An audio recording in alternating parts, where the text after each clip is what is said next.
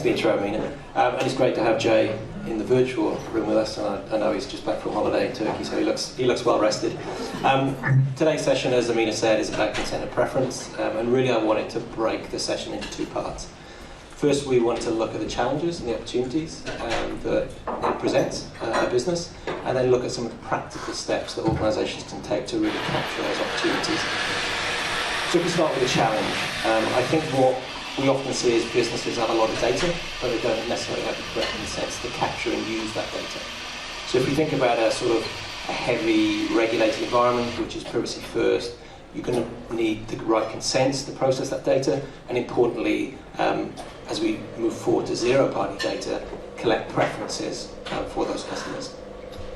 And I know for the customers that I deal with and the prospects that I deal with, we're already seeing a change, and we're seeing customers become more and more interested in capturing that preference data. A prospect working within the UK, they're looking at a layered approach around preferences so they can make more tailored and personalised email communications, and also for the calls that they make out to their high-value customers. So that's what I'm seeing, Jay, and I guess today I wanted to get your views and perhaps get what you're seeing in your customer base around the challenges and the opportunities that some of those customers have. Yeah, thanks, Joe. And I guess what we're seeing is now I've moved to Edit, where we look after a number of large customers, Jaguar Land Rover, Tesco Bank, one of the cooperatives. What we're seeing is actually some of the big challenges that organisations were faced with was personalisation.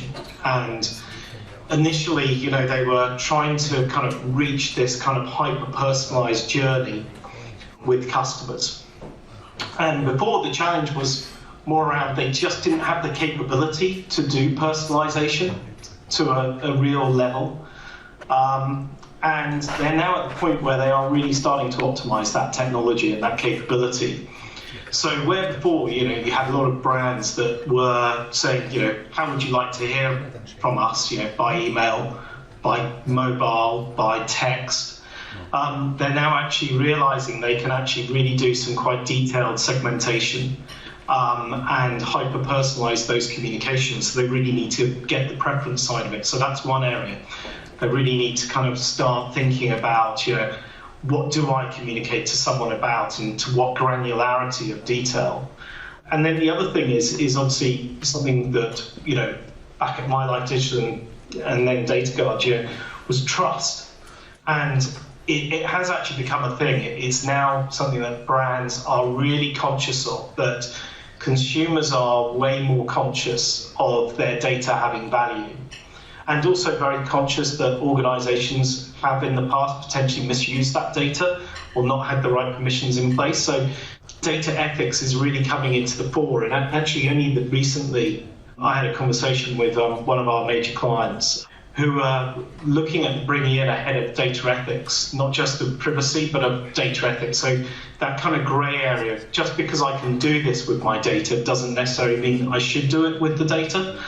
And the question was, where should that person sit? Should they sit within the compliance function, or should they sit within the customer function? And it was firmly landed that the head of data ethics should be a customer function and make it very customer-centric. So those are kind of two of the key things. Definitely seeing trust, or bringing in kind of more transparency around data to grow trust with their consumers. And also the optimization of personalization is now key. So it's actually having that granularity to actually be able to communicate with people. Okay, thanks, Jay.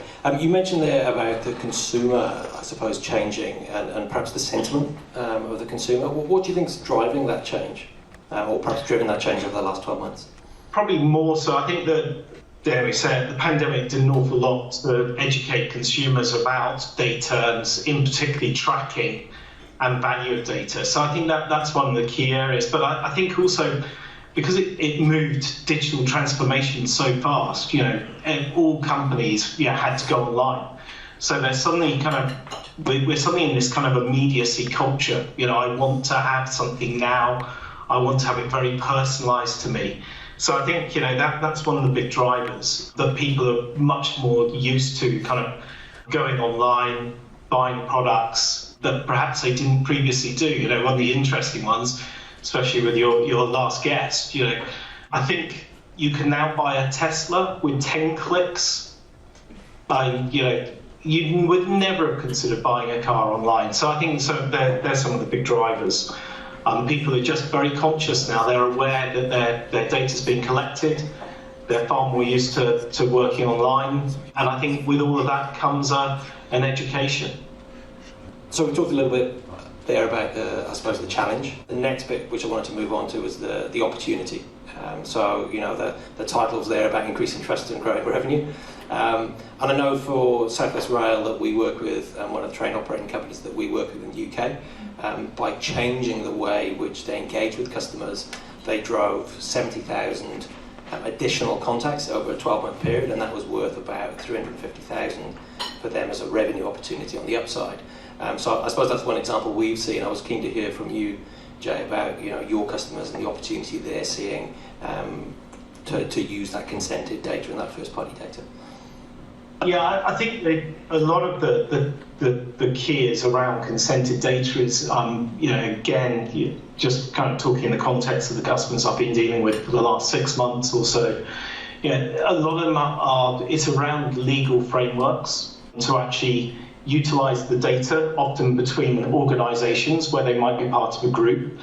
So I think that's one of the big pieces where suddenly, you know, they've got this rich data source of first-party data, but often they just can't harness it and use it. So being able to open up new prospect opportunities across different parts of an organization are really becoming quite critical now, especially with the third-party cookie dying and so on. So the first-party data is becoming key.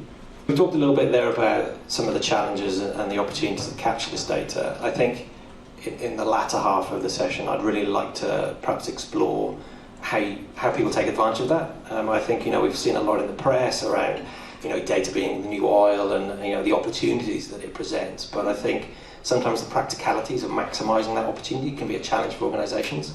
And I think some of the trends and the themes that we see with customers and prospects are often around a lack of accurate consent data or consent data being siloed, no single source of truth to really create a joined up customer journey for customers. And probably the last one is around the ability to personalise, so capturing the preference data to personalise. So those are some of the themes that we see. I was keen to explore perhaps what you're seeing again in your client base. Yeah, well, I think, you know, as I said at the start, you know, the key theme here is you know, a lot of organisations have made huge investments in marketing technology stacks, and with that has often created a massive challenge because they all manage consents independently of each other. And so, you know, it's always great when you've been talking about, you know, the unification of consent being a major thing, and then getting into businesses and seeing it really is a major thing. You know, brands have all sorts of challenges where their consent is not unified across their platforms, and they get into a right muddle of being able to ensure that they're sending communications to the right people with the right consents in place. So definitely unification is absolutely critical. And again, you know, understanding customers' preferences, you know, with the cookie crumbling, as they say, although unfortunately it's been delayed even further, we do know that, you know, preferences are becoming critical, you know, or what they call zero-party data, actually getting information back from the consumer about what it is they're interested in. And, you know, now the marketing technology is starting to be optimized. You know, it's not just about the personalized communications that brands want to send out, it's actually the personalization of the services they can deliver to their customers as well. And all of this requires, you know, huge amounts of data, and it needs it to be unified, it needs it to be permissioned. And so, yeah, unification of first-party data across the silos is a real thing. It's needed now, and it's, you know, obviously compliance drives it, but looking at it from a human-centric point of view, it's absolutely the individual that needs to be able to feel they are in control of their data, they understand how it's being used, you know, and all the things we said way back, are now a reality in delivering personalised services and comms to individuals. Okay, and you mentioned there, Joe, sometimes an organisation can be in a bit of a muddle around some of these things, and I suppose at a practical level, if you were in an organisation that was in that state and you were looking to move forward on a project to try and address some of these things, could you perhaps just describe sort of where you'd start and who you'd involve in that project? Yeah, I think with all these things, compliance clearly has a role to play, but often it's the customer side of the organisation. They're the ones who are responsible for growing and delivering success around the products and delivery to those customers. So making sure those teams are involved very early on in the process. And then it's the data owners. Often that data is in silos because it's being protected by people. And then once you've understood that, and then you can unify that data, then you can start to understand, what permissions you have in place for certain people and that you don't have in place for others. So I would always start within the customer side and start with the outcomes that the organisation is trying to achieve. Is it literally about sharing data between organisations? Is it about getting a better understanding of customers? Because at the moment, all you understand is what channel they like to be communicated through, not what about. And I would, obviously being a marketer myself, start with that customer side of the business, and then compliance feeds into that. And if you've done that, you've got to the point where you understand the gap between kind of the data that you currently have permissioned and where you want to get to, how would you go about trying to grow that consentable base to really start to deliver on the business objectives that you want to achieve? I think the thing with growing is, that's always a challenge, because obviously, there are all sorts of restrictions in place around communicating with customers when you don't have those right permissions in place. But again, there are key opportunities here. Most organisations have got some form of unified kind of sign-on capability or customer portal or whatever it might be, where they're going in to check their account details, past transactions.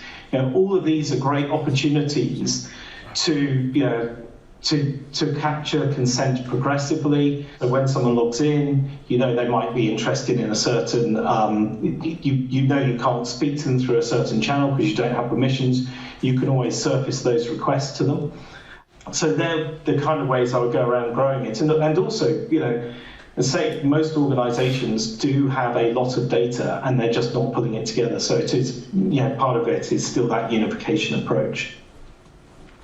Okay, thanks, Joe. Probably finally, I know you like to look forward and keep an eye on what's sort of coming down the road. So if I could perhaps ask you to get your crystal ball out for a minute and just describe to us what's perhaps coming in the medium term that we should start to consider now. Well, obviously, we've talked about zero-party data, and I think a lot of organisations are now really starting to seriously understand the idea of having a kind of a privacy and trust portal within their organisation. I saw Uber have now got a privacy centre within their organisation where you truly can download the data under portability. So I think it's for me, the kind of the medium term is providing individuals with true access to their data so they can see how it's being used. So I think that's one key area. I do think, we're starting to get to a world where, individuals as point of integration could become a real thing, where people will have their own data and then be able to share it to organisations for certain purposes. But I would say at the moment, the key for me is seeing really good, transparent trust centres within organisations where people can truly go in and see the data that's held on them and go from there. Okay, thanks, Jay.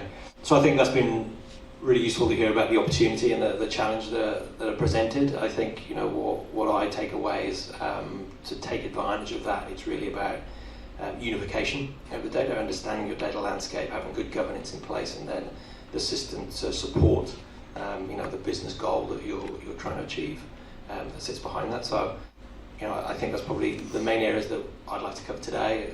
There's an opportunity for questions. I think we perhaps have a couple of minutes remaining. So if anyone in the audience has a question they'd like to direct to Jay, then please feel free to share those.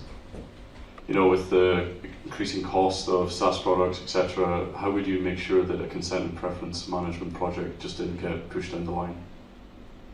Primarily, there is great evidence to show that when you do consent and preference management properly, you generate more value. I mean, we saw that with the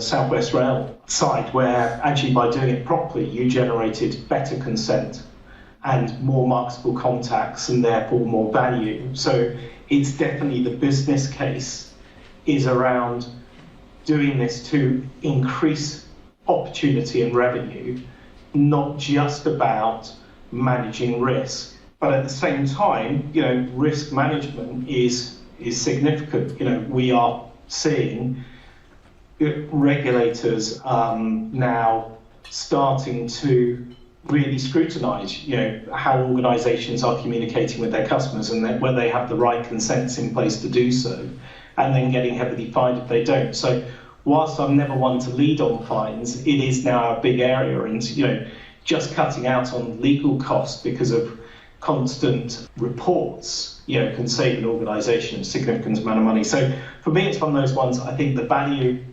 is, it is about incremental revenue as well as decreasing of risk. Then I have one. Obviously, customer success is one of the key focus areas for me. And how do you see the elements that you described today paying into customer satisfaction, customer success on a general level? I think that's probably the easiest one to answer here. That's primarily goes back to to deliver great customer service and success. You really need to understand the customer, and I think preferences are absolutely critical to understand a customer. And often there is a danger when you're inferring customer preferences based on data that you might have received from other sources. So actually getting that preference information won't just enable you to remain compliant, but it will actually enable you to start thinking about how that service is personalised to that customer, and that will certainly lead to better retention.